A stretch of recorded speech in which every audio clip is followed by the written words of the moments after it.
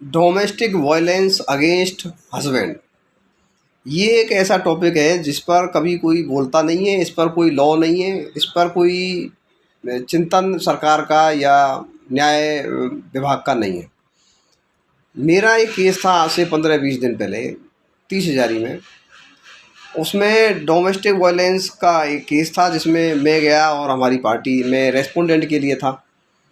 तो जो रेस्पोंडेंट है वो कहता है कि जी मैं इसको अपनी पत्नी को साथ ले जाने को तैयार हूँ, पर पत्नी साथ जाने को तैयार नहीं होती है, बच्चे से हस्बैंड को मिलने नहीं देती है।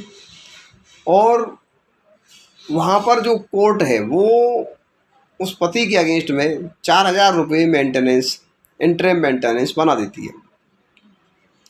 अब 4 दिन बाद, डेट के 4 दिन 3 दिन बाद खबर आती है कि उस व्यक्ति ने सुसाइड कर लिया।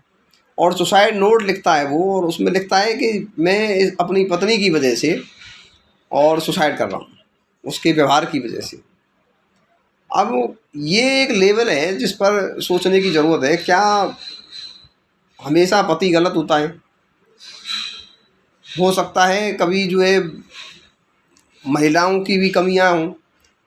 तो न्यायालय और सरकारों को ये देखना पड़ेगा कि आज के समय पे इतना मुश्किल दौर है कि आदमी इनकम ठीक से नहीं कर पा रहा है, और उस पर यदि अगर एक्स्ट्रा बर्डन ये आ जाता है कि जी उसे इतने पैसे अलग से देने हैं, क्योंकि साथ में रह के खर्चा चलाना एक चल जाता है, थोड़ा इजी रहता है। और जब अलग हो जाते हैं मानो तो 4,000 5,000 जैसा साहब बोल देते हैं, वो उसको देना पड़ता है। तो वो कहाँ से दे, ये सोचकर वो हो सकता है एक ऐसा कदम जो हमारे क्लाइंट ने उठा लिया। तो बड़े दुख की बात है, एक हमारा भारत का नागरिक या ये कहो कि एक व्यक्ति सुसाइड कर लेता है। घरेलू जो समस्या हैं उनको देखते हुए पत्नी की जो प्रताड़ना है उससे वो व्यथित होकर और सुसाइड कर लेता है। ये ऐसा बिंदु है जिस पर सरकारों को, न्याय विभाग को, सबको सोचना चाहिए।